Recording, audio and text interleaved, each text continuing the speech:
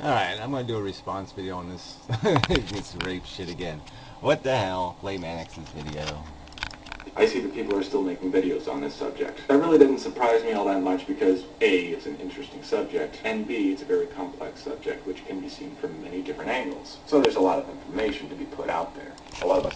Yeah, I don't think it's all that complex. I mean, rape, really, it's not that complex. I mean, I don't even think in evolutionary terms it's all that complex. Okay, it's not a good strategy, not successful. It's harmful to the animal being raped. It's not a good thing. You might be able to argue that it's okay, we create this desire incentive, we create this as the goal, and some deviants will do things destructive to get to the goal. And it won't be validated over the long term. It might work in the short term. But whatever. This isn't that fucking complicated. Ideas to be bounced back and forth. This is going to be my last video on this, hopefully, and then I'll just sit back and enjoy the video responses and everyone else who's engaging in the discussion. There are some experts who believe that rape may be an adaptation that is activated under certain conditions that would allow a male to bypass a female's sexual selectivity for the purpose of procreation. Yeah, for the purpose of procreation. Well, whatever. I mean, ultimately the purpose of procreation is the whole reason why we have penises and drives and desires in the first place. So, duh.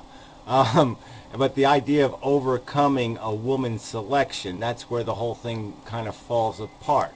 Because the whole point of that woman being selective, that's something evolution doesn't ever want to. That's only broken. Okay, you can't. It's never productively disrupted, if that's the right way to say it. We do have evidence of this. Take a look at Genghis Khan. Around 800 years ago, he went around conquering other nations. He killed the men and raped the women. Well, see, you should have just stopped. Well, I mean, you should make a distinction. He killed the men. There you go. That's the evolution. That's evolution screaming, okay? If you want to find something that evolution rewards, that's what it rewards. It rewards males killing each other. That you can find all over the place in the animal kingdom. The alpha male thing, the battle between males to, number one, create a smaller percentage of males who will be doing the displaying for the females, and then they'll make their selection out of that reduced number. You know, and women love the eye patch thing. You know, they like the pirate guys. They like the guys with one leg and, you know, beat up a little bit. Very successful at propagating his genes because he didn't limit himself to mating with just willing partners. He mated with unwilling partners as well. And because of... Yeah, well, see, that argument, though, doesn't go anywhere. This mating with unwilling partners thing is not...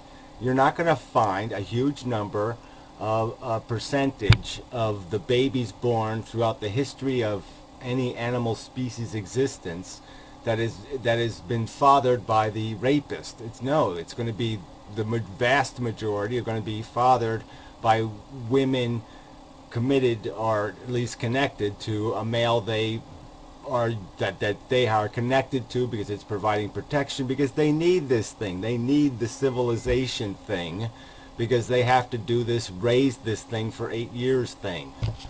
Jeez, or 10 years, or in our case now 15 or 18 years. There are now over 16 million males in Asia that possess Genghis Khan's Y chromosome. That is, by the way, 0.5% of the entire human population, which is a lot. But it doesn't just happen on an individual level. It happens on tribal levels as well. But again, you're saying that all of these copulations, this genetic cleansing took place because of rape.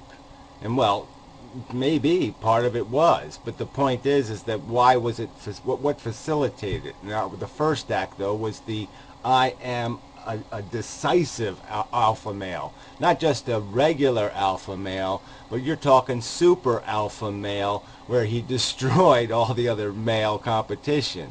So that's a key ingredient here. This wasn't some loser on the outskirts of genetic superiority doing the raping. This was a guy who super earned it in the natural selection sense.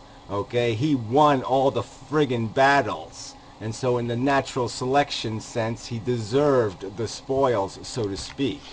The fact that he took them the wrong way, that isn't, you know, certainly that steps beyond any natural selection element. Okay, then you're starting to get into human intelligence and what that allows human beings to do, and then you can ask moral questions.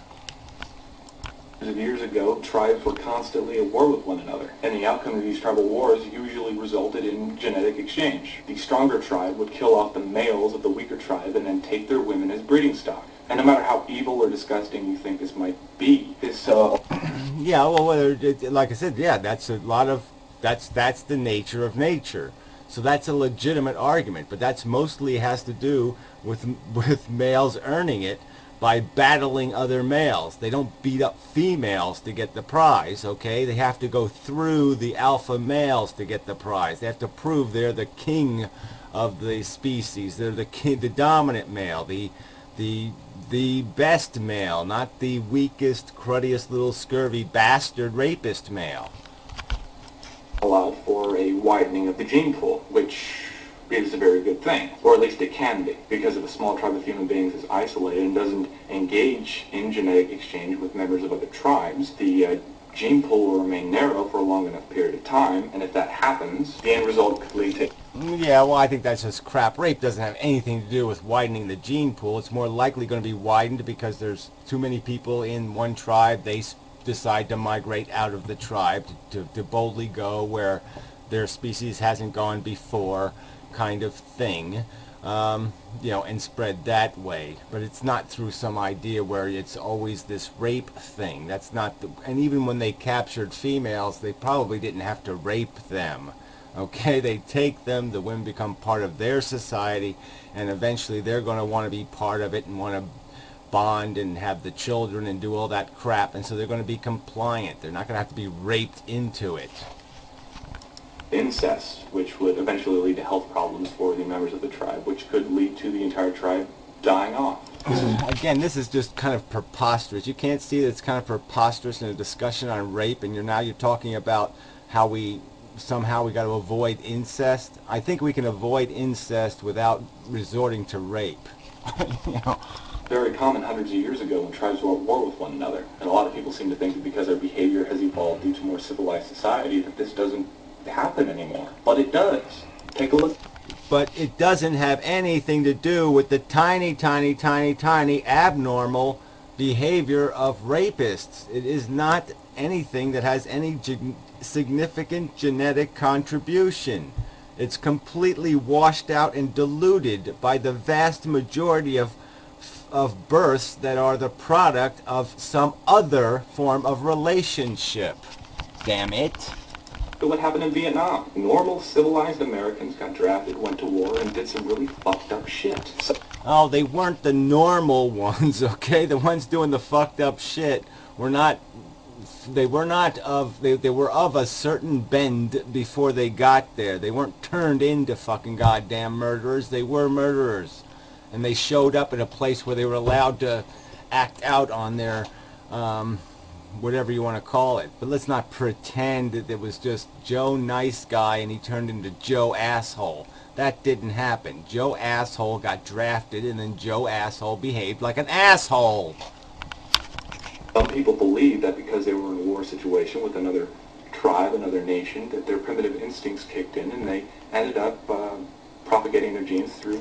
And a very small percentage, again, it's these deviants. These are called deviants. These are called broken people. These are not the natural, normal, average, general population. These are the extraordinarily broken assholes of the population.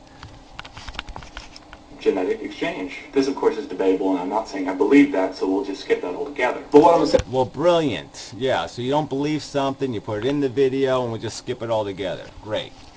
Essentially saying is this. For an individual to say that rape and murder were not promoted by evolution in the past, and aren't on some level still promoted to this day, is to say that human beings don't compete with one another. And to say that... That's just fucking stupid. Again, it doesn't have anything to do with it. What, you're going to call it murder when two gladiators fight with each other? No, it's not murder. All right, and men compete, and it's, you know, and especially in the olden days, it was a competition to the death because we didn't have civilization.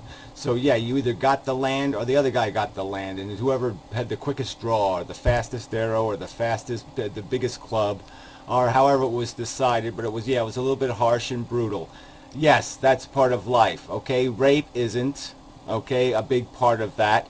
And it's just stupid for you to sit there and say that somehow we have some connection, that there's some majority of our psychology that is owned by some deviant element, okay, that wants to cheat, okay, some kind of you know, silver-backed male who's raping the women. That doesn't happen.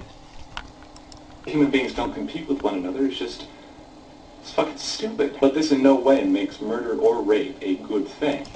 Yeah, males compete with each other again.